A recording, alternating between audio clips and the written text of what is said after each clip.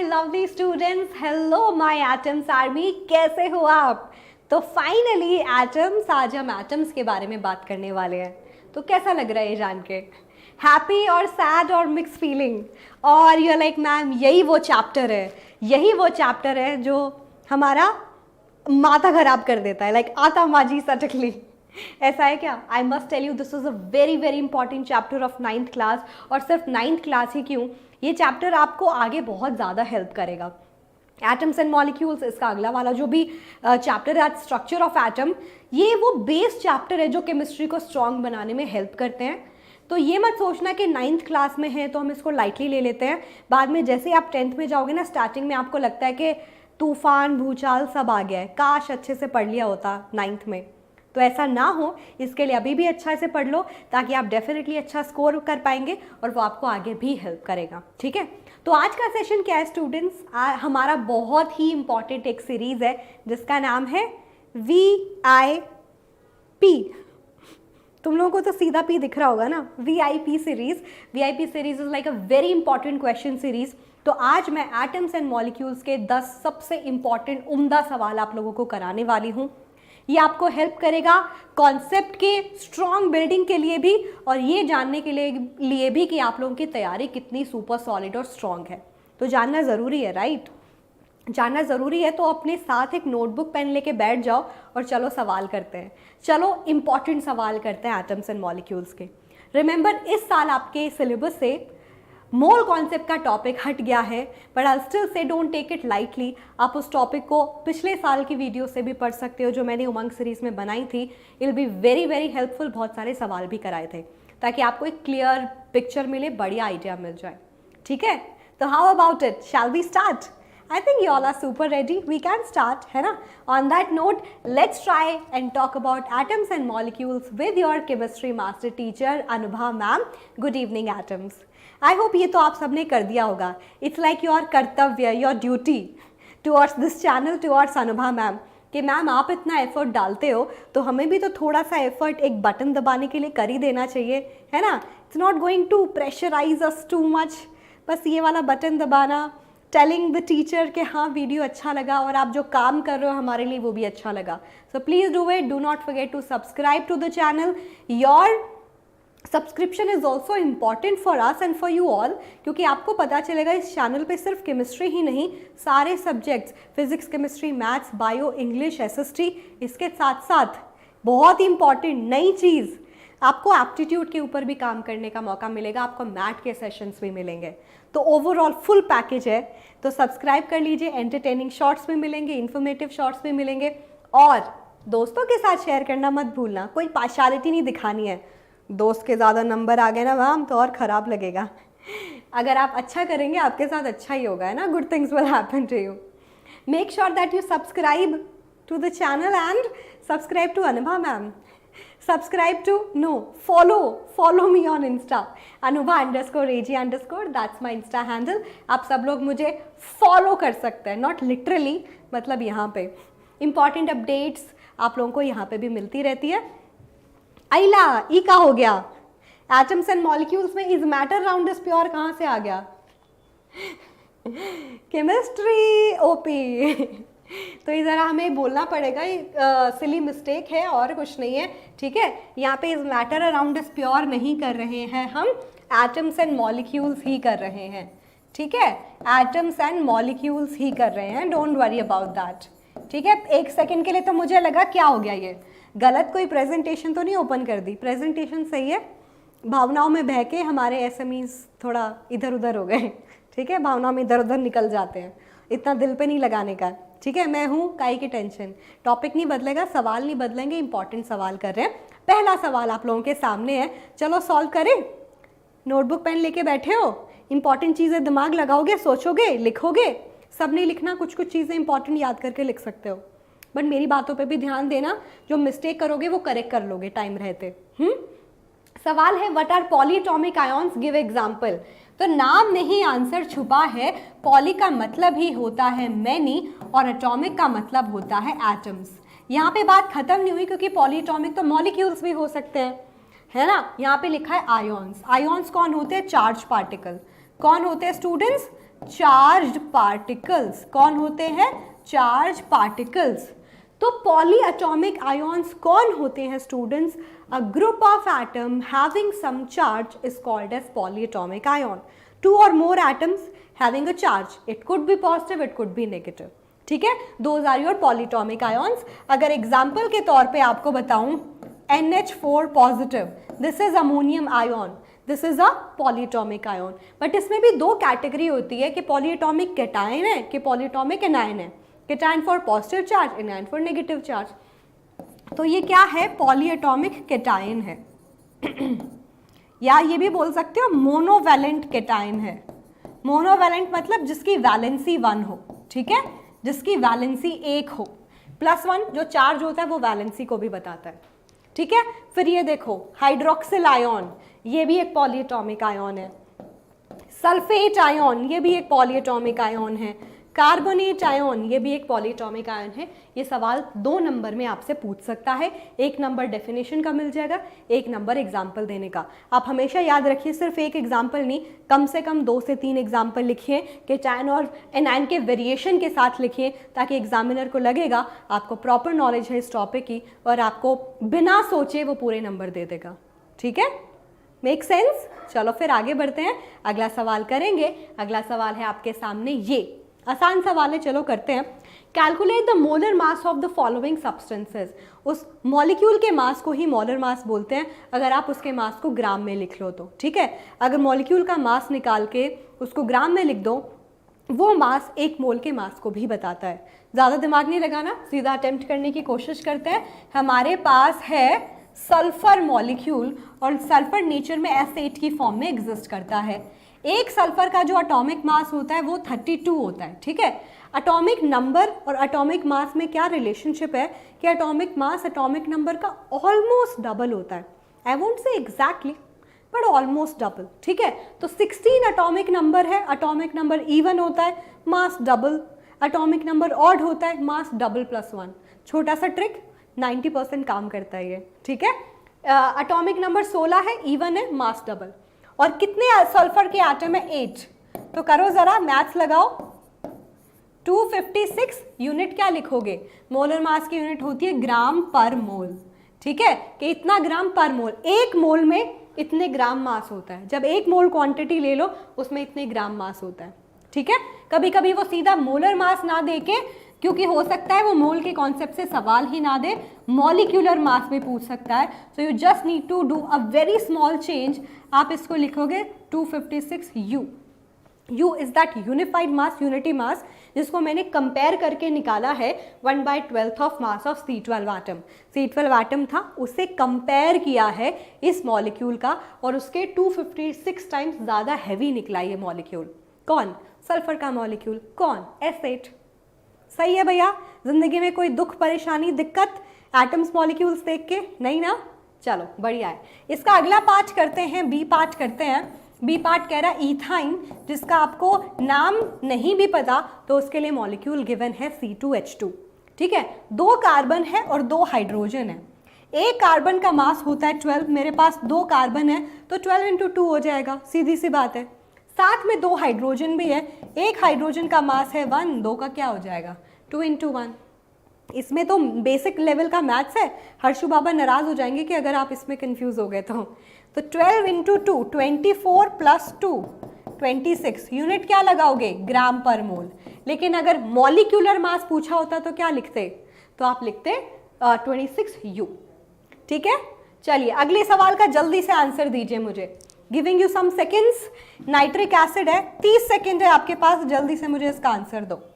30 second है, जल्दी से मुझे इसका आंसर दो, मैं फ्रेम से हट जाती हूँ। Come on students, do let me know. 30 second है आपके पास। Okay, come on, do it fast fast. All right, last 5 seconds. Done डनाडन, डन डनाडन, नॉट बैड नॉट बैड। एक हाइड्रोजन का 1, एक नाइट्रोजन का 14, एक ऑक्सीजन का 16। क्यों? एटॉमिक नंबर होता है 8, मास डबल 16, लेकिन 3 ऑक्सीजन है तो 16 × 3 है ना। मैथ्स लगाओ, 1 + 14 15, 15 + 48 कितना आएगा? 16 × 3 = 48, राइट? कितना आएगा? 63, है ना? 63।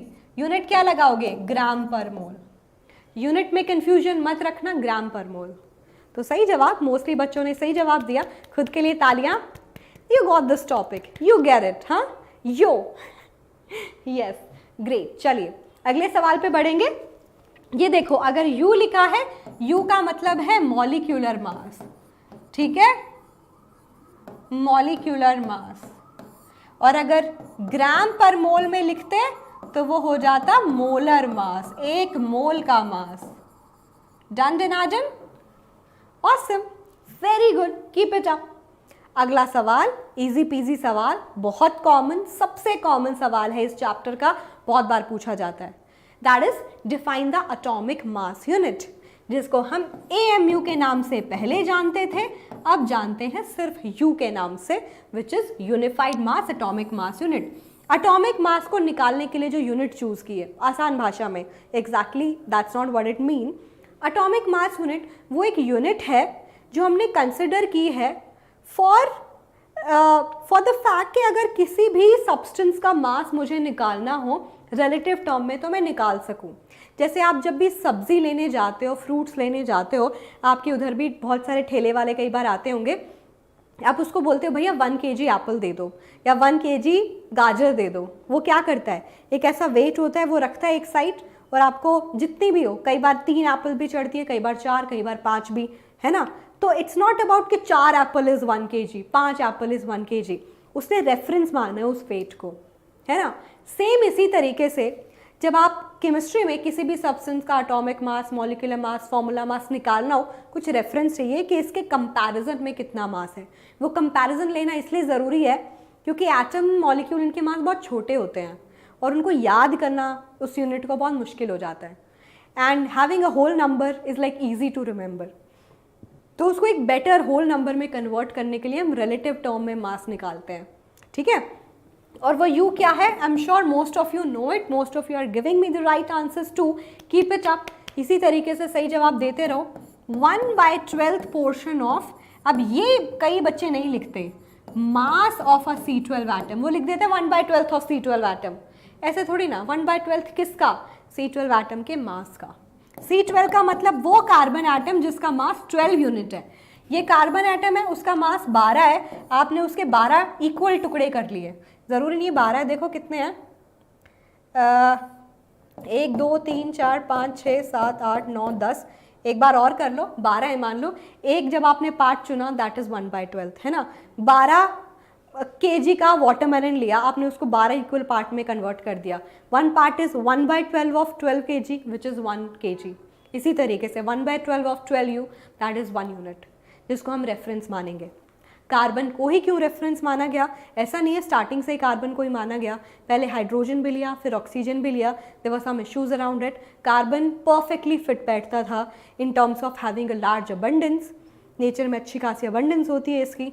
और उसके अलावा अगर मैं बात करूँ तो सबके साथ कंपेरेबल होता है, वी कैन प्रेफर इट, ठीक है?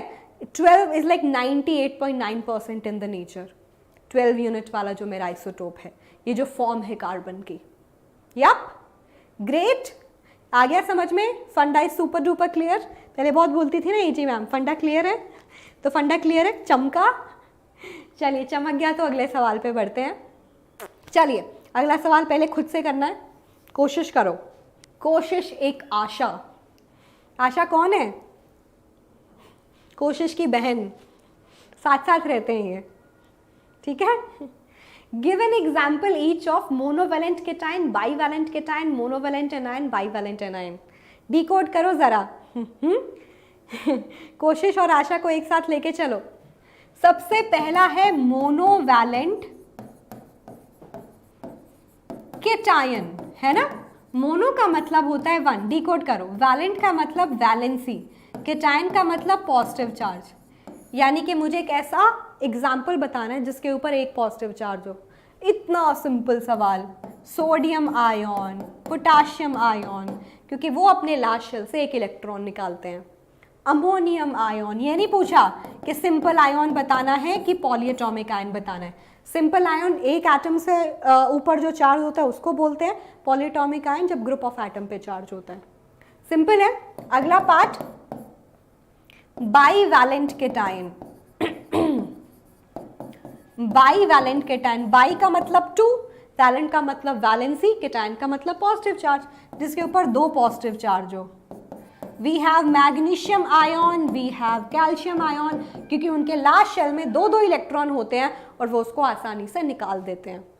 ओके, अगला पार्ट है मोनोवैलेंट एनायन। चलो जल्दी से आंसर दो, है ना। एजी मैम सब आंसर देती रहती है, आपको सिर्फ मैच करके देखना है जब आप खुद आंसर दे देते हैं, मैच कर रहा है कि नहीं कर रहा। बताओ, ऐसा लग रहा है एजी मैम को देख के कि एजी मैम शिमला में है। आई विश, पर एजी मैम वेदांतों के स्टूडियो से आपको पढ़ा रही है, कुछ ज़्यादा ही ठंड लगती है, ऐसा लग रहा है फ्लीस पहनी हुई है। एनिमल क्रूअल्टी बिल्कुल नहीं है, कोई फ्लीस नहीं है ये। मोनोवैलेंट एनायन, एक वैलेंसी वाला एनायन यानी कि नेगेटिव चार्ज। सही, हाइड्रोक्सिल आयन है हमारे पास। और बताओ, क्लोराइड आयन है, ये मोनोवैलेंट हो गया, ये मेरा पॉलीएटॉमिक हो गया, दोनों एग्जांपल ले लिए। क्लोराइड क्यों? क्लोरीन 287, ये उसकी कॉन्फ़िगरेशन है, एक इलेक्ट्रॉन लेना चाहता है, जो एक इलेक्ट्रॉन को ले ले उस पर एक नेगेटिव चार्ज। सिंपल सी बात है।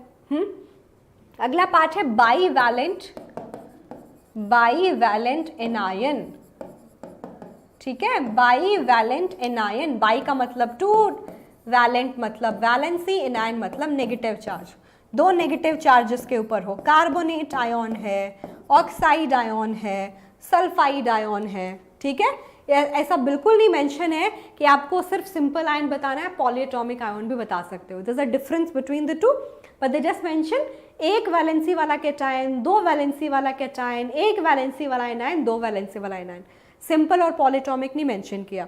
ये छोटी छोटी लेकिन मोटी बातें हैं जो आप ध्यान नहीं रखते, भूल जाते हो, बाद में सर खुजाते हो कि सर जो तेरा चकराए। तो ऐसा सर नहीं चकराना चाहिए।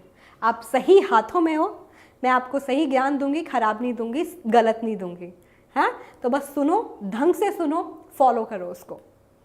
ग्रेट। अगला सवाल है आपके सामने, ये सवाल कह रहा है classify the following compounds, diatomic, triatomic, polyatomic. क्या बोलती पब्लिक? आसान सवाल। इस सवाल को सॉल्व करने पे आपको मिल जाएंगे पूरे 2 नंबर। क्या कहते हैं? इतना आसान। डायटोमिक जिसकी 2 एटम से जो बनाओ, ठीक है। ट्राइएटॉमिक जो 3 एटम से बनाओ। पॉलीएटॉमिक, वैसे तो ट्राइएटॉमिक को भी आप पॉलीएटॉमिक बोल सकते हो, बट इन जनरल जब 3 से ज़्यादा एटम हो, ठीक है। पॉलीएटॉमिक अगर एनायन लिखा होता ना, पॉलीएटॉमिक एनायन, तो वो तो सिंपल होता है 2 या 2 से ज़्यादा एटम से मिलने वाला आयन। एनायन जरूरी नहीं आयन बोलो। पॉलीएटॉमिक आयन क्या होता है? 2 या 2 से ज़्यादा एटम पे चार्ज हो। लेकिन पॉलीएटॉमिक मॉलिक्यूल, मॉलिक्यूल के लिए जनरली हम बोलते हैं 3 से ज़्यादा जब होता है तब पॉलीएटॉमिक। कई बुक 3 भी बोल देती है, but let's not make a very big deal out of it. Solve करते हैं। 2 से जो बनता है, HCl 2 एटम से बना है। कई बच्चे पता है इसको क्या बोलते हैं? मैम 1 2 3 3 है, ट्राइएटॉमिक है। कम ऑन, ऐसा गलती नहीं करना है, ऐसी सिली मिस्टेक बिल्कुल नहीं करनी है। ओके, एक हाइड्रोजन है, एक क्लोरीन है, 2 एटम है। हाइड्रोजन H2, ये भी डायटॉमिक है, 2 हाइड्रोजन से मिलके बना है। वाटर ट्राइएटॉमिक है, 2 हाइड्रोजन 1 ऑक्सीजन। अमोनिया पॉलीएटॉमिक है, 1 नाइट्रोजन 3 हाइड्रोजन, 4 हो गए। CH3OH which is your methanol, ये हो गया। 1 कार्बन 4 हाइड्रोजन 1 ऑक्सीजन, डेफिनेटली यहाँ पे आएगा। PCl5 भी डेफिनेटली यहाँ आएगा, 1 फॉस्फोरस 5 क्लोरीन, है ना। ये क्या हो गया? PCl5। Great, make sense. सही जवाब दिया आप लोगों ने। किसी को कोई दिक्कत, किसी को कोई परेशानी? सही जवाब, बिल्कुल सही जवाब। कुछ रहा तो नहीं, छूटा तो नहीं? नहीं। वंडरफुल। अगले सवाल पे बढ़ें। अगला सवाल आपके सामने आया, ये जो कि बहुत ही सिंपल है। सवाल है state the law of conservation of mass, is this law applicable to the chemical reactions. ये जो 2 इंपॉर्टेंट लॉ है जो आपके सिलेबस में है इस चैप्टर में, law of conservation of mass and law of definite proportion, इनसे मतलब 80-90% चांसेस रहते हैं कि पेपर में सवाल आता है। तो ध्यान देना है इस पे, ठीक है।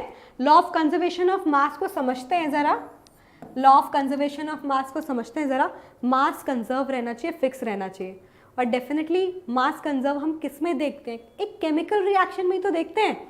मैंने एक केमिकल रिएक्शन परफॉर्म कर दी, तो जितना रिएक्टेंट्स का मास था, रिएक्टेंट का मास जब रिएक्शन शुरू ही नहीं हुई थी तब, और जब मेरी रिएक्शन खत्म हो गई तो प्रोडक्ट का जो मास है वो भी उतना ही आता है। लेकिन एक चीज़ जो बहुत सारे बच्चे लिखते नहीं है, जिसकी वजह से कई बार एग्जामिनर आधा नंबर काट लेता है, इन अ क्लोज सिस्टम।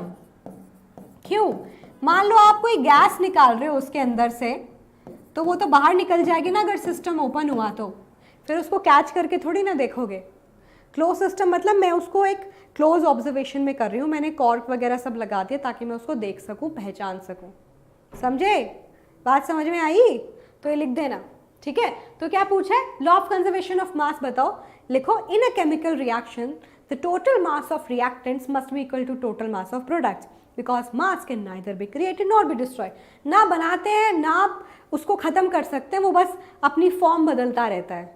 रिएक्टेंट में आपस में रीअरेंज किया आइटम्स को, नए सब्सटेंस बना के दे दिए, मास नहीं बदलेगा इन अ क्लोज सिस्टम। क्या ये केमिकल रिएक्शंस के लिए एप्लीकेबल है? और किसके लिए एप्लीकेबल है? हाँ, डेफिनेटली, है ना। ऐसा नहीं है कि you are a good question, दया कुछ तो गड़बड़ है, दाल में कुछ काला है, ऐसा कुछ नहीं है, ठीक है। हाँ, केमिकल रिएक्शंस के लिए ही होता है ये। चलिए, जैसे यहाँ पे एग्जाम्पल भी दिया हुआ है, मैंने वुडन लॉग लिया, लकड़ी के बड़े से टुकड़े ले लिए, 30 kg का था, आग लगा दी उसको, 1 kg उसको ऑक्सीजन दी आग लगाने पे, और एशेज और वो स्मोक जो निकल के आया ना, उसका मास भी टोटल ये 31 ही होगा, ठीक है। बट ये कि स्मोक को कौन जाके पकड़ेगा, तो आसान है। आप कोई केमिकल रिएक्शन का भी एग्जाम्पल दे सकते हो, जो मैं आपको शायद पहले भी करा चुकी हूँ। आप ये भी लिख सकते हो, बेरियम क्लोराइड है एक्वस सोल्यूशन मैंने पानी में बनाया हुआ, दूसरे में मैंने सोडियम सल्फेट का एक्वस सोल्यूशन बना लिया, ठीक है। दोनों को मिक्स कर दो।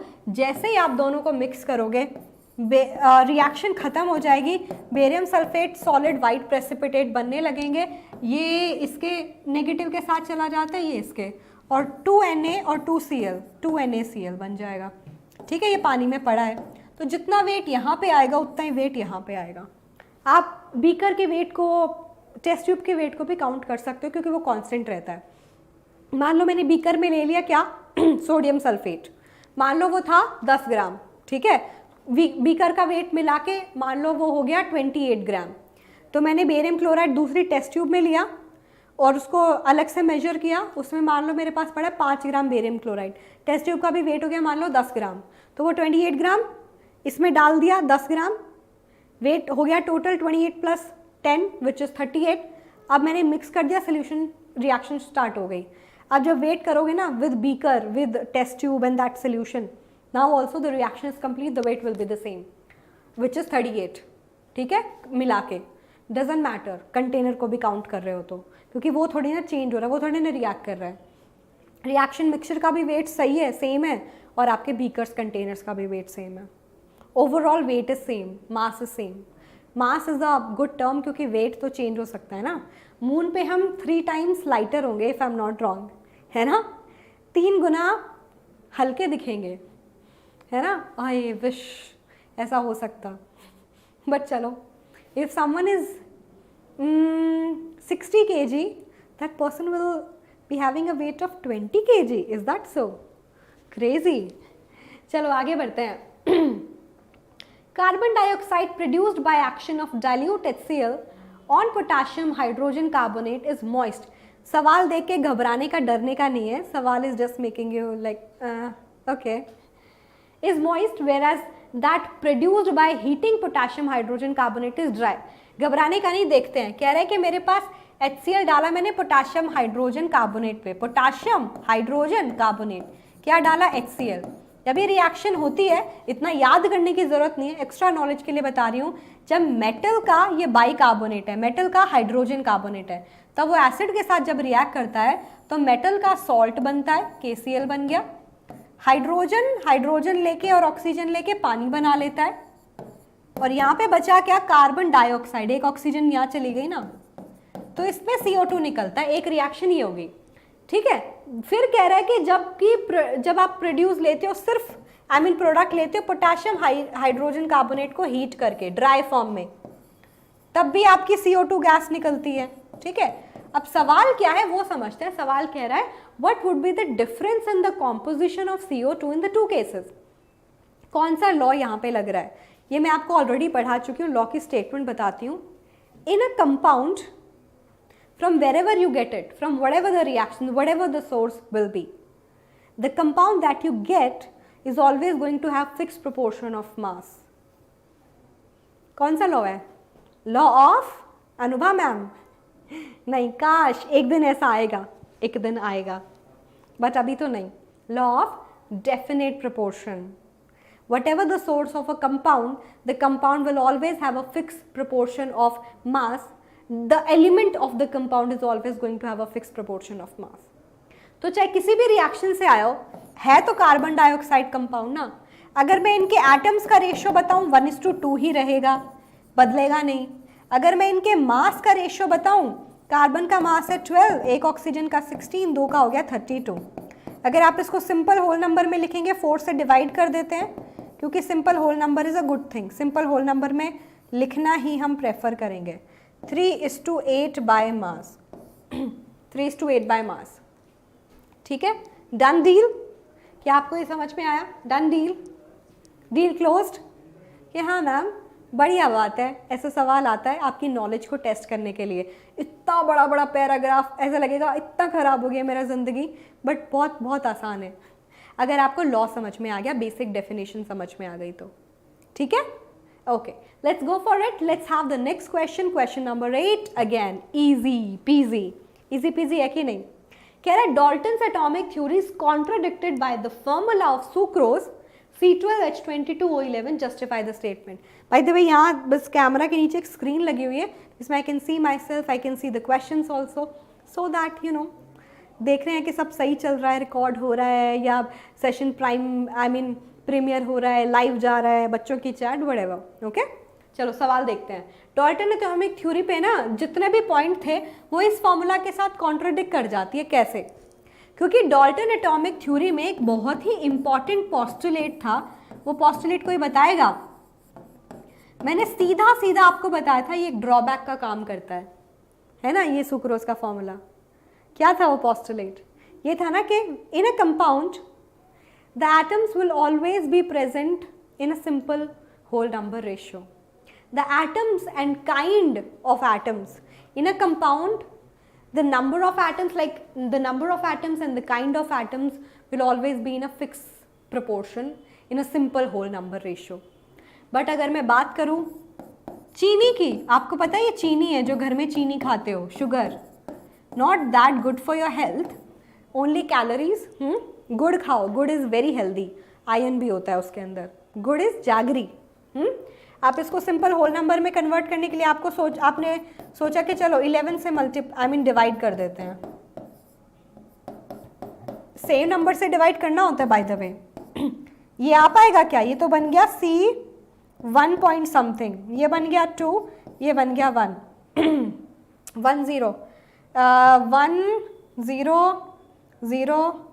1.09 है ना। तो देखो क्या हुआ, होल नंबर नहीं हुआ, यानी कि यहाँ पे वो लॉ, वो जो पोस्टुलेट है वो जस्टिफाई नहीं करा, फेल हो रहा है। यही पूछा है, यही लिखा भी है। The atoms of different element combine together in simple whole number ratio, but we have exceptions. Chemistry is like, अरे एक्सेप्शन नहीं है, ऐसे कैसे? दाल में कुछ भी काला नहीं है, दाल में कोई भी कंकर नहीं है, आइडियल केस, ऐसे थोड़ी ना होता है। हाँ जी, समझे? दिमाग की बत्ती चली बिना मेंटोस खाए। चलिए अगला सवाल करते हैं, सवाल नंबर 9। सवाल है the atomic number of 3 elements are 9, 10 and 13, which of them will form a cation. अरे इजी पीजी, एक एटॉमिक नंबर हम यहाँ पे लिखते हैं, ठीक है। बी का एटॉमिक नंबर है 10 सबस्क्रिप्ट पे, सी का है 13। केटायन बनाएगा नहीं बनाएगा, सबसे आसान है, उसकी कॉन्फ़िगरेशन लिख लो, इलेक्ट्रॉनिक कॉन्फ़िगरेशन। 9 का मतलब 2 7। कौन सा लॉ लगाया मैंने? बोरेन-बरी रूल, 2n स्क्वायर रूल। पहले में 2 आ गए, दूसरे में 8 आ गए, पहले में 2, दूसरे में 8, फिर आगे 3। ठीक है, अब बताओ इसको तो एक इलेक्ट्रॉन चाहिए ताकि इसका ऑक्टेट पूरा हो जाए, तो ये तो एनायन बनाएगा, एनी, याद करने का तरीका बताता है, एनी, एनायन इज नेगेटिव 2 8। ये तो ऑलरेडी ऑक्टेट रूल को फॉलो कर रहा है, तो किसी से कंबाइन ही नहीं करेगा, इसकी तो वैलेंसी ही 0 होगी। लेकिन ये 3 इलेक्ट्रॉन तक डोनेट कर सकता है, क्योंकि करने पे इसका ऑक्टेट पूरा रहेगा। जो इलेक्ट्रॉन को डोनेट करे उतना ही वो पॉजिटिव चार्ज कैरी करता है। तो ये जो है ना सी बाबा केटायन बनाएगा। सी बाबा क्या बनाएगा? केटायन बनाएगा। ठीक है, कोई दिक्कत? फंडा क्लियर? Deal done? चलिए ठीक है, अगला सवाल, आसान सवाल, ये मैं आपको बता चुकी हूँ तो आप मेरी हेल्प करेंगे इसको सॉल्व करने में। What are ionic and molecular compounds? Give example. 2 से 3 नंबर में आ सकता है। आयोनिक कंपाउंड्स बताना है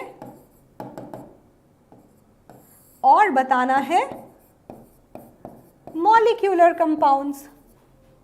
ionic compounds and molecular compounds.